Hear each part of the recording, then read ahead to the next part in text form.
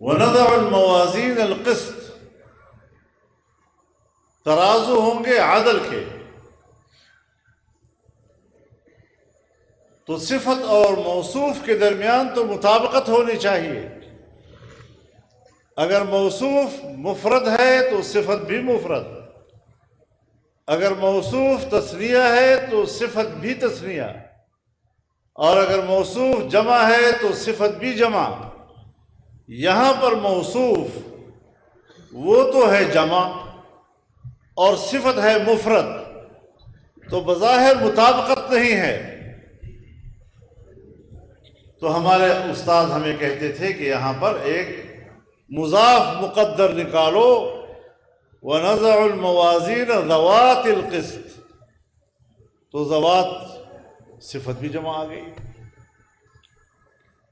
اور دوسری بات ہمیں یہ سمجھاتے ہیں کہ قسط مصدر ہے، اور مصدر میں مفرد تثنیہ اور جمع مساوی ہوا کرتے ہیں. تو اس اعتبار سے میزان قسط، میزانان قسط، موازین قسط کہا جا سکتا ہے.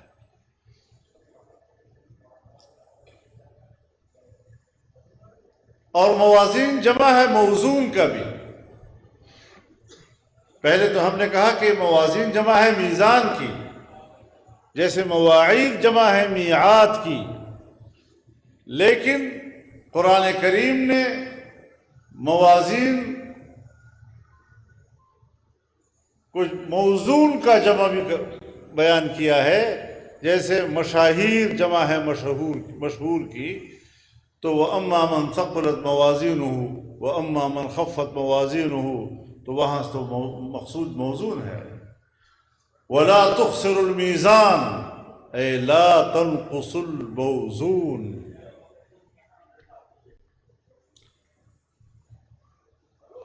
لیوم القیامہ، یا تو لام زائدہ ہے، وَنَضَعُ الْمَوَازِينَ الْقِسْطَ يَوْمَ الْقِيَامَةِ، یا تعلیل کے لیے ہے وَنَضَعُ الْمَوَازِينَ الْقِسْطَ لِحِسَابِ يَوْمِ الْقِيَامَةِ، یا توقیت کے لیے ہے وَنَضَعُ الْمَوَازِينَ الْقِسْطَ لِوَقْتِ يَوْمِ الْقِيَامَةِ، اور بمعنی فی کی بھی کر سکتے ہیں وَنَضَعُ الْمَوَازِينَ الْقِسْطَ فِي يَوْمِ الْقِيَامَةِ.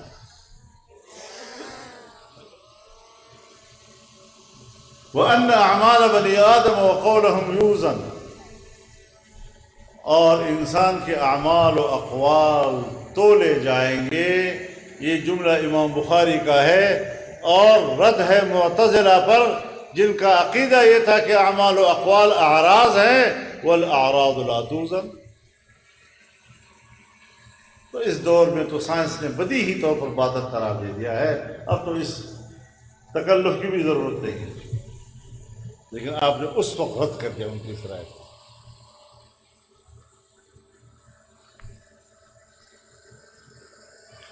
وقال مجاہد القسطاس والعدل بالرومیہ، یہ امام بخاری اپنی عادت سے مجبور ہے کہ جو ترجمہ طلباء لاتے ہیں اس میں اگر کوئی لفظ ہے تو اس کے اگر مشابہ اسی مادے سے دوسرا لفظ بھی قرآن میں ہے تو وہ بھی کوشش کرتے ہیں کہ اس کو ترجمہ طلباء میں ذکر کریں. تو وَنَضَعُ الْمَوَازِينَ الْقِسْطَ، قاف سین طا کے مادے سے ایک لفظ موجود ہے، تو اسی طرح قاف سین طا کے مادے سے القسطاس کا لفظ بھی قرآن میں آیا ہے.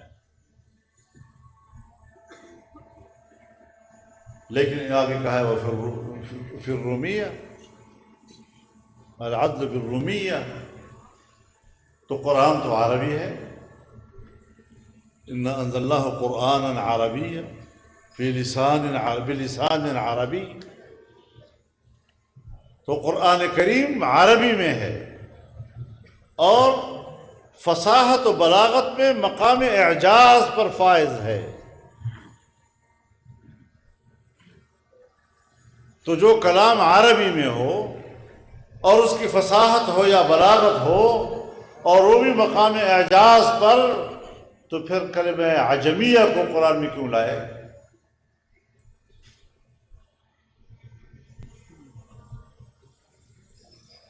تو بعض دفعہ ایک کلمہ عجمی ہوتا ہے لیکن عربوں میں استعمال ہوتے ہوتے وہ معرب بن جاتا ہے، تو اس کو بھی جیسے عربی کلمے کی حیثیت حاصل ہو جاتی ہے۔ اور دوسری بات یہ کہ آپ نے بھی مختصر معنی میں پڑھا ہوگا کہ قرآن کریم کی جو فصاحت اور بلاغت ہے اور جو بمقام اعجاز کے ہے، اس سے مراد کلمات عربیہ نہیں بلکہ اسلوب عربی ہے، اور ایک کلمہ دون کلمہ اگر عجمی آ جائے اور اللہ اس کو استعمال کرے تو چونکہ اسلوب عربیت میں فرق نہیں آتا، اس لیے اس کی فصاحت و بلاغت میں کوئی فرق نہیں آئے گا۔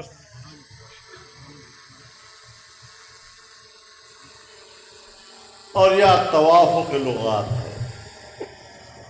ایک ہی لفظ ہوتا ہے، پشتو میں بھی ہم اسی لفظ سے پکارتے ہیں، سرائکی میں بھی اسی میں، اردو میں بھی اسی میں، فارسی میں بھی اسی میں، عربی، اور ہر ایک دعوے دار ہوتا ہے کہ میری زبان کا لفظ ہے۔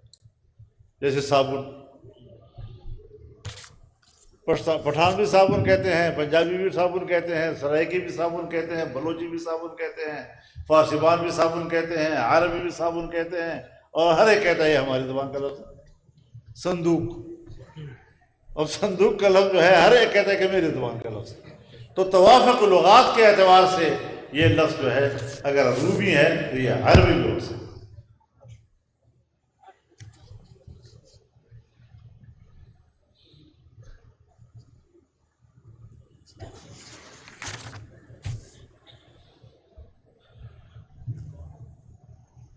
تو یہ جو نظام اور یہ جو علم، اس کا حساب کیا جائے گا۔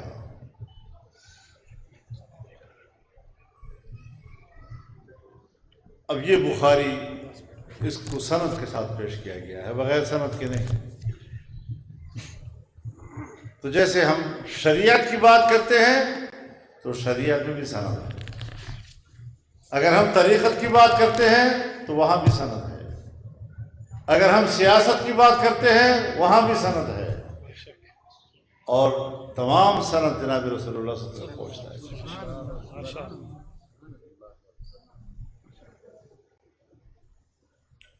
لیکن ہمارے اکابر نے جو شریعت ہمیں حوالہ کی ہے وہ کسی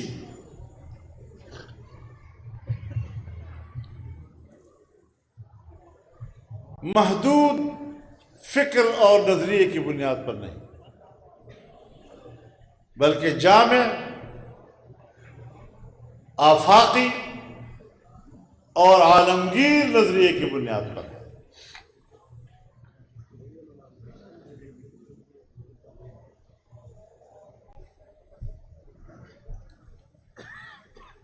اب ہم اپنے آپ کو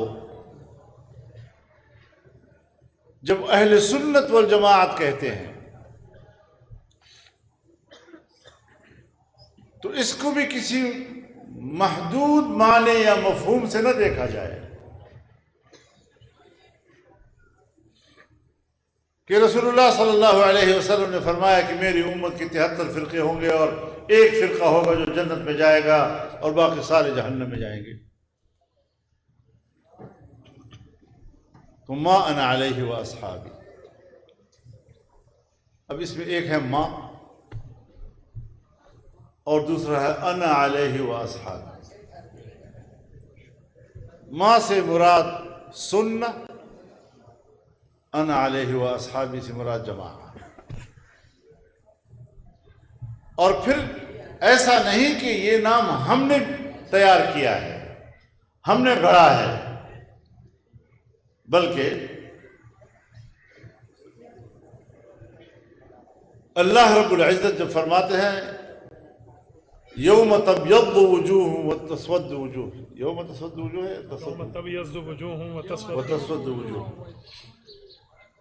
تو حضرت عبداللہ بن عباس رضی اللہ تعالیٰ عنہ اس کی جو شرح کرتے ہیں یوم تبیض وجوہ اہل السنت والجماعہ وتسود وجوہ اہل البدع والضلال. تو یہ کوئی آپ نے اور ہم نے نہیں بنایا.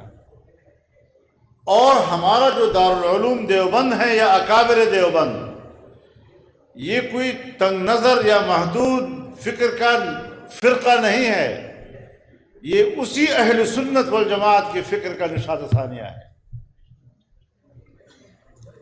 جس نے بر صغیر میں فروغ دیا اور عالمی سطح پر فروغ دیا جا رہا ہے. تو اس اجتماعیت کو سامنے رکھتے ہوئے ہم نے زندگی گزارنی ہے. ہر آدمی جماعت سے الگ ہو جاتا ہے اور پھر خود کو دین کا معیار سمجھتا ہے اور پوری امت کو کہتے ہیں کہ یہ تو بس روایتی قسم کے لوگ ہیں. الجماعت رحمہ والفرقۃ عذاب، رسول اللہ صلی اللہ علیہ وسلم کا ارشاد. تو ہمارے اکابر نے جس اجتماعیت کو سامنے رکھ کر ہمیں شریعت حوالے کی ہے، اب جو بھی الگ ہو جاتا ہے وہ کہتے ہیں میں معیار ہوں. اب پورے بر صغیر کے علماء، ہندوستان کے ہوں، بنگلہ دیش کے ہوں، پاکستان کے ہوں،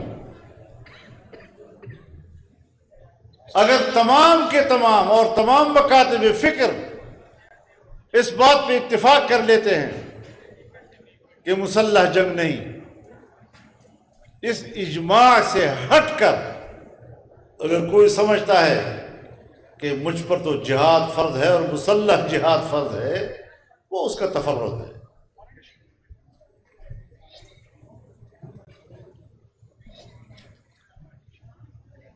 اب جب امت فرقوں میں بٹے گی، تفرقہ آئے گا، تو اس تفرقے کا ایک تعبیر تو خود رب العالمین نے کی ہے. وَهُوَ الْقَادِرُ عَلَىٰ أَن يَبْعَثَ عَلَيْكُمْ عَذَابًا مِّن فَوْقِكُمْ أَوْ مِن تَحْتِ أَرْجُلِكُمْ أَوْ يَلْبِسَكُمْ شِيَعًا وَيُذِيقَ بَعْضَكُمْ بَأْسَ بَعْضٍ. یہ اثر کی بات کر رہے ہیں. تو مجھے تو کہا گیا، ہاں تو مجھے تو کہا گیا کہ اثر ہم پڑھ چکے ہیں، میں تو اس خیال سے بول رہا ہوں. تو بہرحال حضرت ابو ہریرہ رضی اللہ تعالی عنہ کی روایت ہے رسول اللہ صلی اللہ علیہ وسلم سے، کلمتان خفیفتان علی اللسان ثقیلتان فی المیزان